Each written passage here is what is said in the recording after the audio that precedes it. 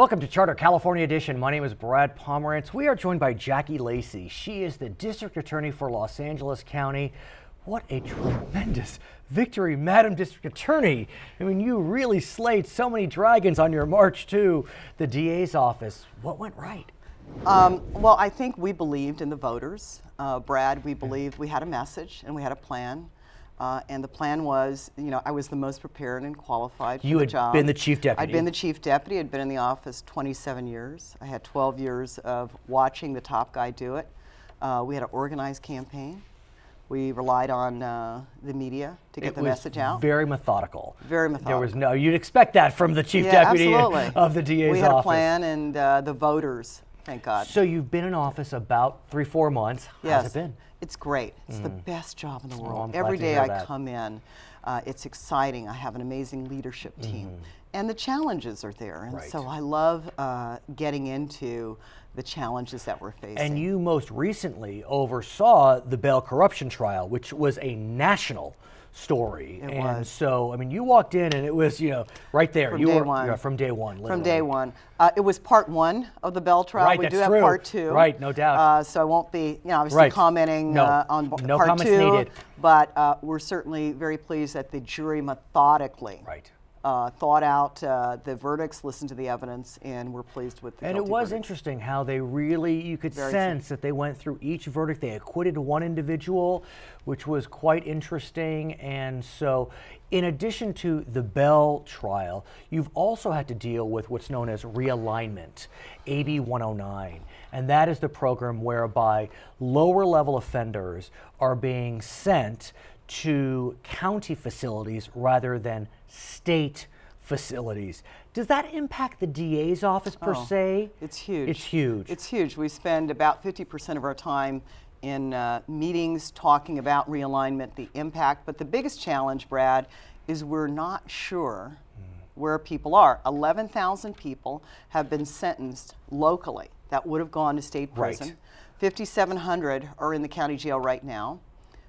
We need to find out, first of all, how we're doing, whether there is a recidivism rate that is tied to the release of people or into the housing locally. And it's interesting you mentioned that, because one of the goals of realignment had been that since these folks could serve their time locally, they would be more tied to their own communities, and local jails presumably could have programs in place that could then be followed up upon release to try to decrease that recidivism rate. I know we're just a year and a half into the program, but do you have a sense as to whether LA County, as an example, has been able to effectuate that type of positive change? Well, I think the results that I see are anecdotal and mixed. In other words, we're starting to see some, what we call them N3s, non-serious, non-violent, non-sex crime defendants. What we're starting to see is some of them are coming back, committing new crimes. They're basically property crimes mixed in with dope. But we don't know, what we don't know for sure is the hard data, because I guess there hasn't been enough time. So we are working on the recidivism rate. There are programs in place, but LA County is so huge. I mean, we're the big elephant in the room. Literally. And in order for realignment to work, we have to have strong communication. There has to be close communication between probation, Department of Mental Health, because many of these folks have mental illness, the Department of Health that's handling substance abuse, all that stuff. You mentioned probation. Another element of AB 109 realignment is that the counties are now dealing with post-release supervision of now released defendants that would have been dealt with through the state. So how's that working out? I mean, no, that's probation and not, but still.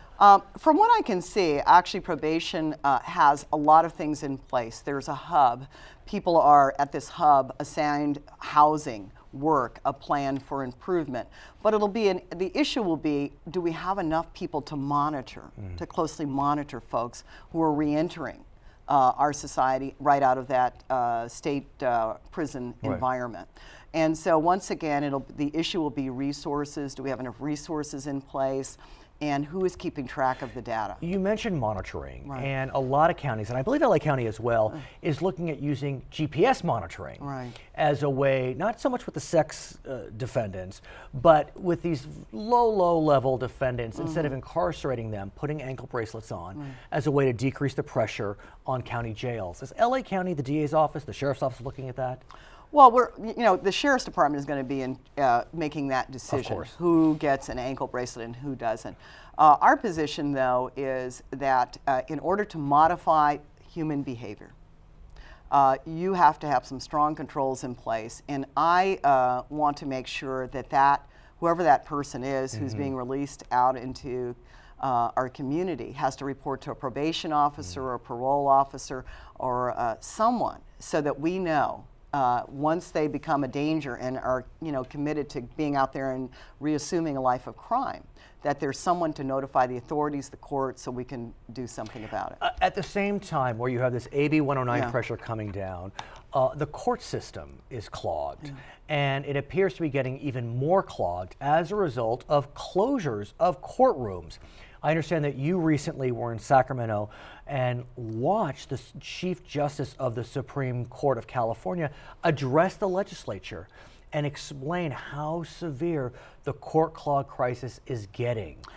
Yes, I thought the Chief Justice did a masterful job in talking about the Gideon versus Wainwright decision. For our viewers who may not be lawyers, tell us all about it. Okay, so about the right of a person to have a lawyer. She recreated and retold that story beautifully. But it's about how the reason we do things the way we do is because the courts have determined that it's right and fair for a person to have their day in court, for them to have a speedy trial, and for them to be represented by a lawyer. And the Wainwright case was about a lawyer. But what she said is, look, and she's absolutely right, and we're very concerned about it, 10 courtrooms, 10 courthouses that handle criminal cases in LA County are going to shut down by June 30th. What that means is those cases will be funneled into larger courtrooms. There'll be longer waits for people to get in and pay traffic tickets. There'll be longer waits for us to get justice on cases. Why because why are the because courts being closed? The courts are being closed because there is a deficit that the court has to make up. So they estimate the deficit is between $58 to $80 million.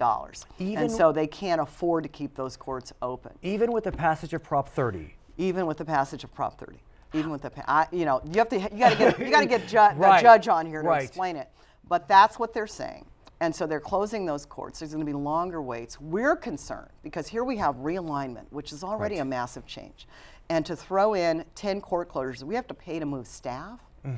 We may have to rent space because the courthouses only have a certain amount of space. And is there anything the county can do? I mean, can our board of supervisors funnel funding? They have a voice, but the courthouses are state-owned, remember? And they've been that way for a number of years. So the county is going to have to do something, which is provide more money for us to make this transition. So it's going to cost the taxpayers more money this year when those courts close down. Another sea change was the passage of Prop 36. 3 strikes reform. A few years ago, it failed miserably. This time, it succeeded wildly. Right. It was a different statute that was proposed. This one was to restore the original intent of the voters.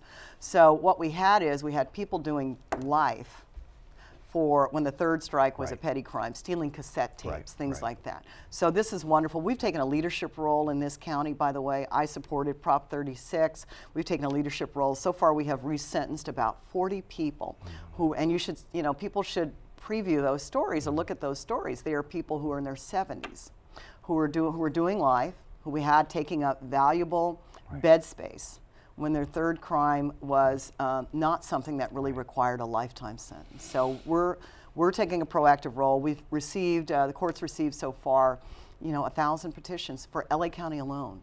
You can only imagine how it is and we're being methodical about it. There's some people that need to stay in. Of course. Because they're not suitable to be released. And we're being very methodical. We've sent people to the prisons ahead of time to look at the packets to determine how have they been doing in prison. Her name is Jackie Lacey. She is the district attorney for Los Angeles County. When we come back, we'll be speaking with Lee Baca. He is the sheriff for Los Angeles County. I'm Brad Pomerance. This is Charter California Edition.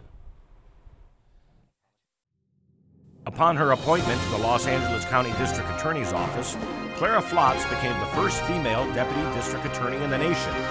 In what year did Miss Flotz receive that appointment?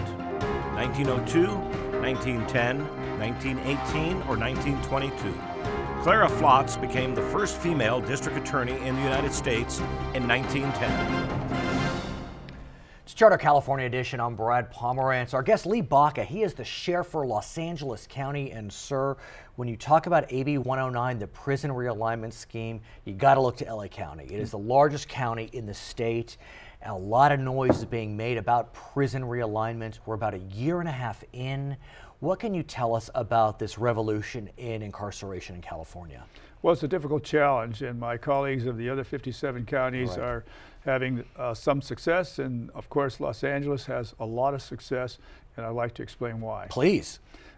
We have about 5,500 AB 109 sentenced prisoners, and we have now reached, as you indicate, over years experience, and the amount of people that are being convicted matches up with the amount of people we are releasing on a monthly basis. So we've flattened the growth curve, and therefore we're now able to manage that population in a more positive way. So you're not, quote, releasing prisoners early? I mean, I know that's a loaded term, it means a lot of different things, but how are you managing that flow? We are allowing for the sentencing, and it's the average of about a year for these individuals to be fully served. Generally what they get is good time, work time, so no one does 100%, but the law allows this. And so we are at a place now where we're still having full service sentence, and we're able to release people after that. What about alternative sentencing, be it through GPS monitoring, be it through halfway houses? Is that something that you're looking toward, or have you looked toward? Yes, I think our two-point program when it comes to electronic monitoring is for some county inmates as well as some non-inmates to be screened relative to their risk. And if they're very low risk, then you can use electronic monitoring, and they would have to pay for it, so it saves some taxpayers dollars. Okay. So it's like a $10 a day cost for that. Normally it's about a $70 or $80 cost per day. So we got to figure this out so the taxpayer benefits. One area that's causing a lot of pain for many counties, I'm not sure about Los Angeles, is this notion of post-release supervision. I guess you could call it parole. You're now getting a class of prisoners post-release that you weren't getting before, that you're having to monitor. How is that working? Well, let me explain that. The post-release program is actually monitored by the probation department. They're coming straight out of state prison. Right. That's the other feature of 109. That's the most problematic population, but the LAPD and the Sheriff's Department have an absconders unit, and whenever they're not doing what they're supposed to do to stay crime-free, then we basically arrest them, bring them before a judge, and then we send them back into custody for about 10 days, and then we recalibrate what their monitoring would be. But this is such a new beast for counties to be monitoring state prisoners through a county probation department. Am I right? Yes, but let's talk about those prisoners. They're non-violent, non-serious, and non-sexual offenders. Even though they were in the state? Even though they were in the state, because they have some historical recidivism that brought them back into the state, or they committed a new crime. Okay. So this system is designed for the non-violent type offender and only that offender. I've spoken with many members of the Assembly, of the Senate, and they're talking about a whole host of fixes to realignment. Some had been supportive of it in the initial days, some had not. One area that is causing some pain to counties, I understand, is that because prior offenses are not being considered when you're looking at the underlying 3 non-offense, that some folks are being ultimately given large sentences and being forced to serve those longer sentences in county jails beyond 3 years. Well, yes, I have about maybe 10 prisoners. One, ironically and absurdly, is serving 44 years of sentence in the county jail. How does that work? I don't understand. Well, in the 3 strikes law process, along with this new 109 legislation, these individuals are deemed career criminals, and therefore they have relinquished any kind of institutional trust. Right. And so they therefore are going to serve these long sentences. To me, there is an alternative to this, but the key is that it is an anomaly. But why are they serving it in the county? If it's a 44-year sentence, How does that happen? It's because of the new 109 law. It's the underlying offense is a non, right, is one of the 3 nons. Right. So what we're looking for in the legislative change is to anybody that has a sentence of 5 years or longer should not be in a county jail. Regardless, if the last offense is one of the 3 nons. Right.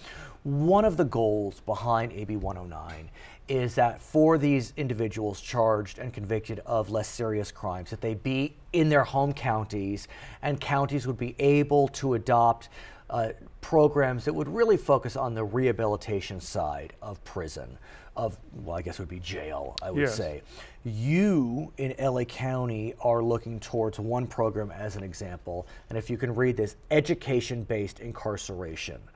I'm surprised those 3 words are in the same breath. Indeed. You know, and I say that in a good way. Talk to us about, as an example, your education-based incarceration programs. Well, let's look at what jails and prisons are all about. It's about the punishment. At the same time, they're locked up. There's high cost involved in their lockup. And the question is, do we want a better person coming out of jail or prison, or do we want the system to just be a recidivism system? Factory. And so we have 70% recidivism in state prisoners, in the state institutions, 40% in the county, but the education-based incarceration program today in our county, LA County, has 8,000 prisoners in classes that are life skill classes, how to rebuild a life and so forth.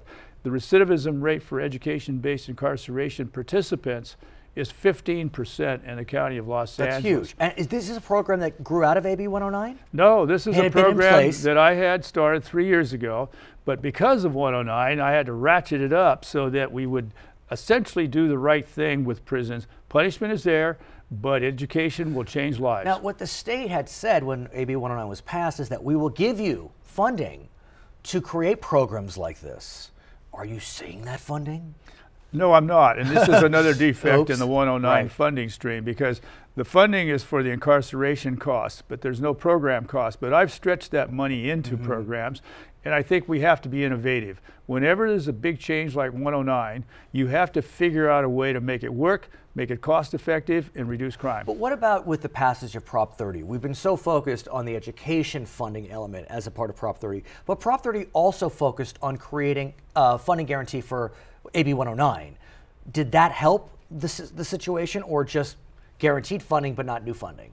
Well, the new legislation on Prop 30 was very much a stabilizing form of help, because we can't sustain this kind of cost locally. So we had to have the state guarantee the funding. And all the counties within the state of California advocated for it. I advocated for it. We cannot afford to be cheated out of the proper funding that will keep these programs moving and keeping these people local. Speaking of funding and proper funding, I've spoken with legislators that represent the Central Valley and the North Coast, and they are apoplectic about how funding is being meted out as it relates to AB 109.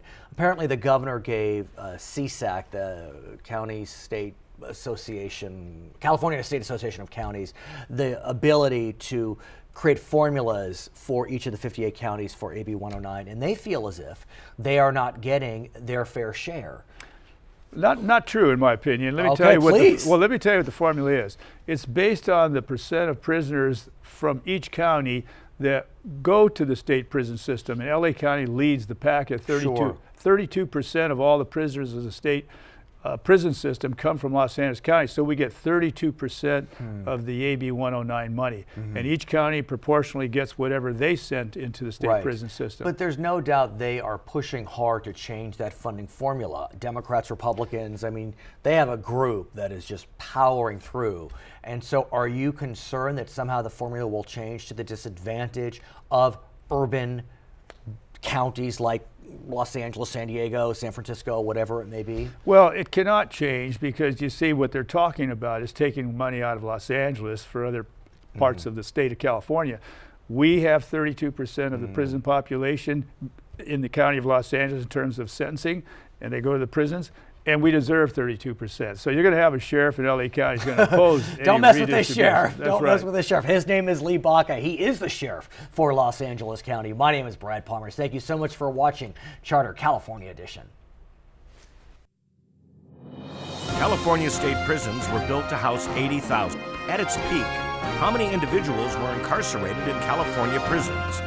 110,000, 132,000, 156,000, or 170,000. In 2007, more than 170,000 individuals were jailed in California prisons. Welcome to Charter California Edition. I'm Brad Pomerance. Our guest, Owen Newcomer. He is the mayor of the city of Whittier. And so I want to speak with you about an issue that has impacted virtually every municipality in our state. As you know, a few cities have gone under as a result of the weight of pension obligations. We look at San Bernardino, we look at Stockton. Those cities are bankrupt, literally. Whittier, as an example of many cities, is doing what it can to try to get a handle on the pension crises. Why don't you talk to us about that? I'd love to. I must first, though, disagree with a little bit. Please. I deny that San Bernardino went bankrupt due to their PERS pension costs. They have a big problem. By their own figures, the PERS pension cost was 4% of their deficit. I don't think you can blame the 4% for your problems. It's the 96% that's your problem. It's interesting you say that, because there has been a lot of debate about how much pension obligations caused the bankruptcy. I don't know the exact figures as you state them, but the chart was daunting for them. If you looked at the trends, their pension obligations were rising quite rapidly. But is it fair, though? I mean, you know, indulge me if you may. Is it fair, though, to say that pension obligations are getting to be a tremendous weight on municipalities? Because it's very easy to make pensions the boogeyman. I would say no. Really? They are an issue. Pension costs are going up, but they ought not be a burden on any city. Now, a couple reasons for that. First of all, pension costs are something that you need to cope with over 30 years. Yes. So if you have an unfunded situation, as we do, this is not something you rush out and solve by tomorrow, nor is it something you throw up your hands and eliminate the program. You work on it over 30 years. Gradual change over 30 years are plenty good. And remember, too, even if you make a change today, you can't make retroactive changes. So the employees that are already in place, you can't change their formulas on a retroactive basis. Not a problem. So not a problem. Not Please. A crisis, at least. Let me use an analogy. Please, sir. Let's say a family's planning a vacation and they want to make 3,000 miles in 6 days. So they sit down and say, well, I need to make 500 miles a day. And the first day, they only make it 100 miles. What do? Do they run out and say, oh my goodness, we got to cover 900 miles tomorrow to get back on schedule? And that's the group that's talking about how we really need to pay more into our pension. We can't afford it, so let's abolish the pension. It's overreaction. Rather, I would argue, like I hope that family would do, we got 2,900 miles left to go. And we only have, I forget how many days I started with. Let's spread that over the remaining days and a little bit more. The metaphor is clear, but it is interesting, though, sir, because there are many folks in politics. I think about the governor of Wisconsin, for example. I mean, he used pensions as a hammer against public employee unions, was ultimately successful. In Ohio, the reverse. The pension reform initiatives were defeated. You know, I'd be undiplomatic here. That's because those guys hate government employees. I mean, that's the only reason to explain it. Now, let's do something else. The governor passed and the legislature passed a reform session a year ago. It gives cities in California every tool they need to control their costs, even reduce their costs. And the critical control, it does a number of good things. It takes away some of the abuses in the past. It sets lower pension for new employees. But the real key, it allows cities to negotiate with their employees to have the employees pick up a bigger share of the costs, so that the cost of the pension system is paid by the employees who benefit from that pension system. Is that a burden, though, on the employees? That depends. How important is it to them to have their pension system? Do they get something of value? Now, any negotiations includes pension, vacation time, salary, healthcare, and you work it all in to come up with something that's agreeable. In the city of Whittier, our employees, both civilian and Safety have agreed to pick up 12 percentage points of the pension costs. Now, that's at the end of the contracts that we're now in. By the end of the contract, which will be 2015-16 for our civilian employees, they will be paying 12% towards the PERS cost. The total PERS cost is 23, which means they'll be paying 12 and the city will be paying 11. Now, that's less money than the city was paying 5 years ago or 10 years ago. But that also brings up an issue that a lot of people use to mislead on this issue. 10 years ago, cities were given a holiday by PERS. PERS said we're overfunded and made an overreaction like some people are overreacting now and said you don't have to pay us anything. Well, since I didn't pay you anything, some cities made the mistake of saying I'm never going to have to budget for pension costs again. Well, when you go back from you didn't have to pay this year to you're paying your normal amount, that's an increase to some. And then, obviously with the underfunded, the rates have gone up over the normal, and so they use when they didn't have to pay anything as the comparison and then show the rising costs. That's an unfair comparison, I would argue. I think it's in the employee's benefit to share the cost, to protect the pension, so that those people that do want to do away with the pension program, who do want to harm the city employees, well, I think it's in the interest of city employees to protect themselves by picking up a share and agreeing to it. What about the idea being floated that governments create some type of hybrid? It could be 401k elements with a defined benefit. What's your sense of that? I don't like it. Why? I think a pension system that has defined benefits is the ideal way to go. It creates certainty for the employee, it gives them a sense of security, and that's what has been valuable to employees for a very, very long time. But when you compare pension benefits or retirement benefits with the private sector, private sector pensions are all but gone. Yes. 401k benefits seem to be springing up when they exist at all. So is government not acting in its economic interests when it sticks with the pension formula? No, I think it's doing exactly what it should do. Here's a change in politics I've seen that I don't like. In the old days, if you had it better than me, I said, I want to have it as good as you have it. Today, if you have it better than me, I say, I want you to suffer as much as I'm suffering. The change we need isn't for government employees to have lousy pensions. It's for the private sector to provide good pensions for their employees. The private sector needs to step up and start doing a better job for their employees. We've had 30 years where the goal of the goal of private business has been to take away good wages from the employees, take away pensions from the employees, and increase their profits. Now, they've been very successful, but I'm not going to applaud that. I think it's the wrong trend, and I don't think government should buy into that trend. There's no doubt that that was a hue and cry from many members in the legislature that we should adopt this 401k hybrid because the private sector has done that.